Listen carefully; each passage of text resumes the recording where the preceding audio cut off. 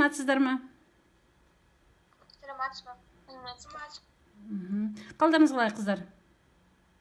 Жақсы. Көңіл күйлерің жақсы болса, бүгінгі кезекті сабағымызға кірісейік, иә? Бүгінгі сабағымыздың тақырыбы Мұхтар Әуезовтің Абай жолы роман эпопеясы. Сіздердің алдарыңызда барлық тапсырмалар жатыр ғой, иә? Сол сабақ мазмұнына сәйкес өздеріңнің тапсырмаларыңды қарап отырыңдар. Қазір сендердің назарларыңа слайд материалдары береді, сонда танысып отырыңдар, және мені де тыңдап отырыңдар. Жарай ма?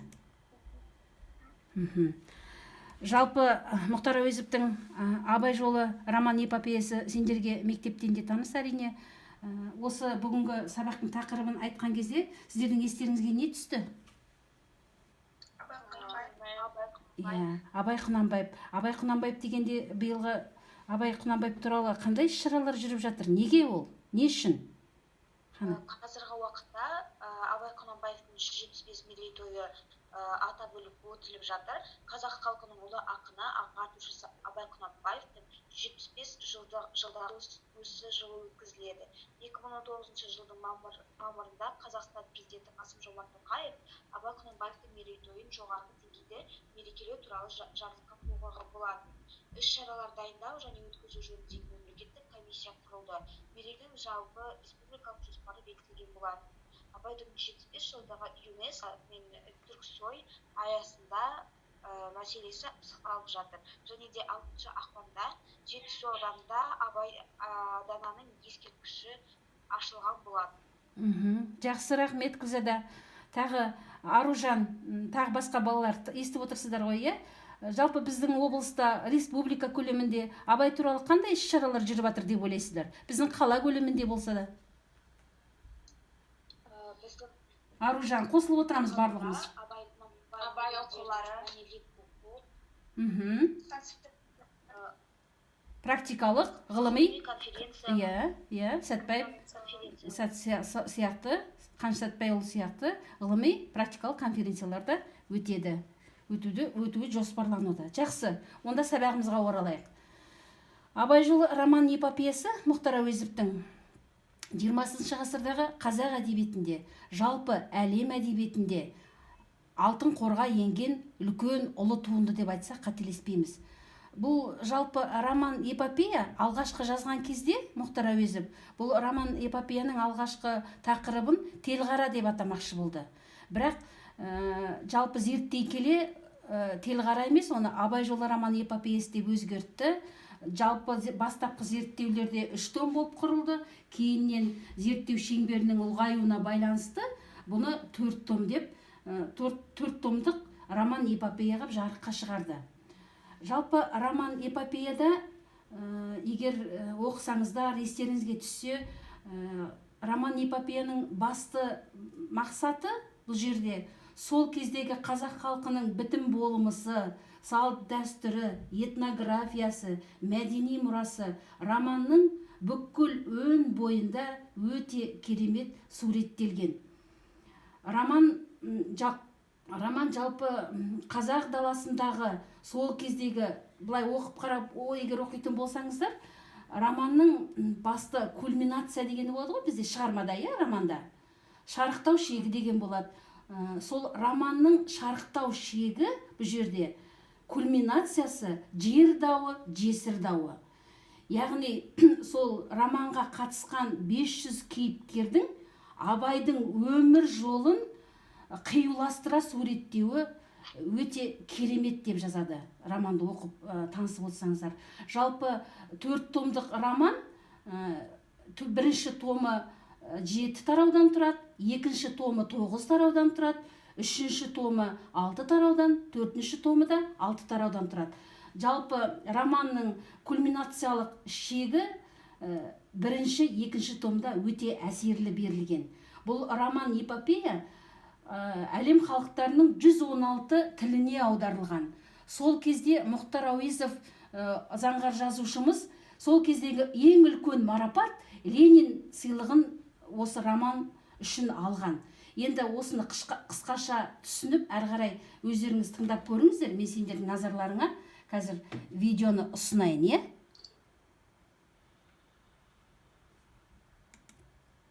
видеоны ұсынайын қазір. Жақсылап тыңдаңыздар.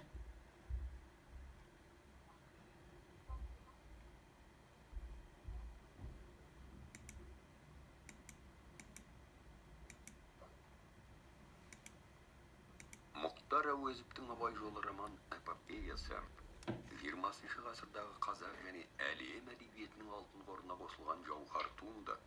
Абай жолы ана тіліміздегі алғашқы роман эпопея болумен қатар, қазақ халқының кемеңгер перзенті Абай мен қазақ халқының жарты ғасырлық ғұмыр тарихын танытарлық көркем шежіре. Роман эпопея қазақ халқының ұлттық дәстүрін, болмыс бітімін, тартысты тағдырын жан-жақты энциклопедиялық деңгейде көрсете білген танымдық әрі көркемдік қуаты мол шығарма. Абай жолының алғашқы кітабы 1942 жылы, ал екіншісі 1947 жылы жарық көрді.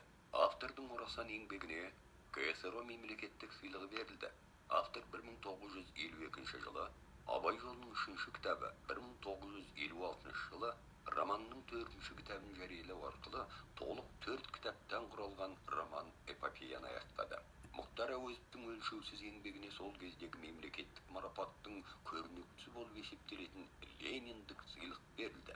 Абай жолы эпопеясында тұтас бір тарихи дәуірді, қазақ халқының ұлттық өмір салтын, алуан сипатты кейіпкерлер бейнесін, іс-әрекетін, бір-бірімен қарым-қатынасын Абайдың өмір жолымен қиюластыра суреттейді. 500-ден аса кейіпкер өмір додасында, іс-әрекетте, тығыз қарым-қатынас үстінде жан-жақты ашылады. Романда сол дәуірдің әлеуметтік қайшылықтарын, қарама-қарсы күштердің тартысын айқындайтын оқиғалардың жүйесі жасалған. Көшпенді ел тұрмысының негізгі талас майданына айналған жер дауы, жесір дауы барлық шиеленістердің себепшісі болып отырады. Оқиғалар мен эпизодтардың көптігіне қарамастан, шығарма сюжет құрылысының шынайылығымен, көркемдігімен, композициясының шымырлығымен ерекшеленеді. Роман эпопеяда қазақ халқының этнографиялық ерекшеліктері, діни наным сенімдерінің көріністері, салт дәстүр, әдеби, мәдени қырлары еркін танылады. Қазақ халқының сөз өнеріне деген қабілеті, құрметі романның өн бойында айқын көрінеді. Абай жолы роман эпопеясы әлемнің бірнеше елін аралап 100-ден аса тілге аударылды. Францияның Юманике газеті Абай арманға бөлейтін кітап. Абай қазақтың Илиадасы деп жазса, Правда газеті. Абай жолы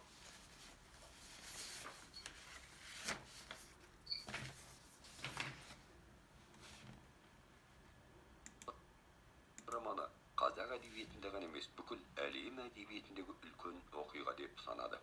Орыс сыншы жазушысы Всеволод Иванов Абай поэзиялық туынды, ұлы құбылыс, ән жыр туралы роман деп бағаласа, Шыңғыс Айтматов, мен мұны қазақ халқының адамзаттық көркем ой парасатының маржанына тікелей қосқан үлес деп бағалаймын дейді. Қаныш Сәтбаев, Абай романы қазақ